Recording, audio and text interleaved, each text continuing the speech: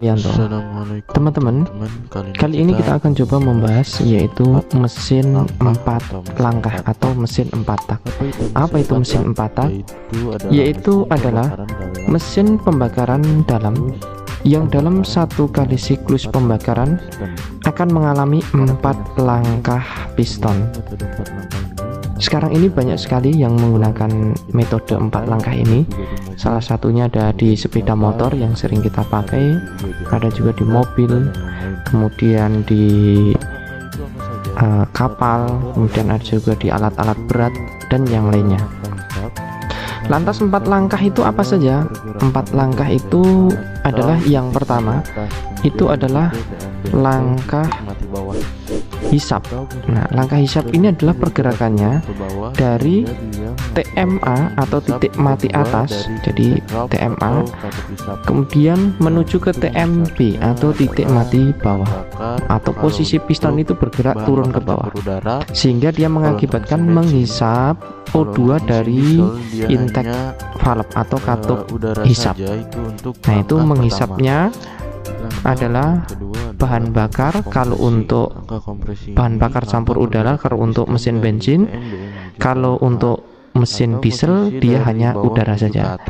Itu untuk langkah yang pertama. Langkah yang kedua adalah langkah kompresi.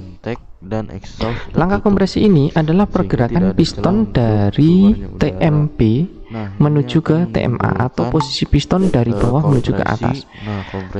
Posisi ini bersamaan dengan posisi dari valve atau katup intake dan exhaust itu tertutup, sehingga tidak ada celah untuk keluarnya udara. Nah, ini akan menimbulkan kompresi. Nah, kompresi di sini udara menjadi panas. Jika dia pada mesin diesel, maka dia di langkah akhir ini akan disemprotkan bahan bakar melalui injektor. Kalau di mesin bensin, yang dikompresi adalah udara dan bahan bakar, kemudian di akhir langkah kompresi di sini dia akan dipercikkan busi atau spare plug. Kemudian langkah yang ketiga, karena terjadi ledakan pada akhir kompresi itu, maka piston akan terdorong dari TMA menuju ke TMB atau posisi piston akan bergerak turun seperti ini. Berbarengan karena ada gaya ledakan, dia akan terdorong ke bawah. Ini dinamakan langkah usaha. Setelah sampai bawah, ini masih ada ayunan ke atas karena sisa ledakan tadi gayanya ada gaya inersia. Nah, pada langkah keempat ini adalah dinamakan langkah buang. Langkah buang ini pergerakan piston dari TMB menuju ke TMA atau pergerakan piston itu bergerak ke atas. Posisi dari valve atau katup itu yang exhaust itu akan terbuka, sehingga sisa dari bahan bakar itu akan didorong keluar melalui exhaust.